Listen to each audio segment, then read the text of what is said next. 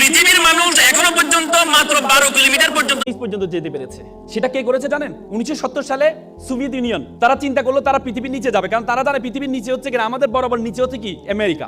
আমরা যদি এখানে যে 6টা বাজে, আমেরিকাতে 6টা বাজে, রাত 6টা বাজে, দিন 6টা হলে রাত 6টা। সে চিন্তা করলো নিচ দিয়ে যাবে। তখন তাদের গবেষণা পথে তারা নিচে যাওয়া শুরু করেছে সাইবেরিয়া অঞ্চলে। নিচে গিয়ে তারা 12 কিলোমিটার পর্যন্ত গিয়ে দেখে সেখানে যেই গরম সেটা প্রায় 2000 সেলসিয়াস গরম। লোহা গলে যাচ্ছে সেখানে, কারণ 1500তে গেলে লোহা গলে যায়।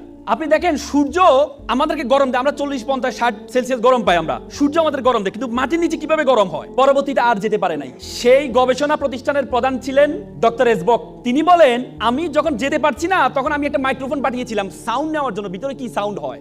বিলিভ অর নট, তিনি একজন খ্রিস্টান। তিনি বলেছেন আমি নিচে গিয়ে একটা সাউন্ড পেয়েছি, সেটা হচ্ছে মানুষের কান্নার আওয়াজ পেয়েছি। তিনি আবার বলেন, তিনি ভাবলেন এটা একটা ইকুইপমেন্ট বা আমি যে ইকুইপমেন্ট পাঠিয়েছি সেটার কোনো আওয়াজ হতে পারে। তিনি আবার পাঠালেন।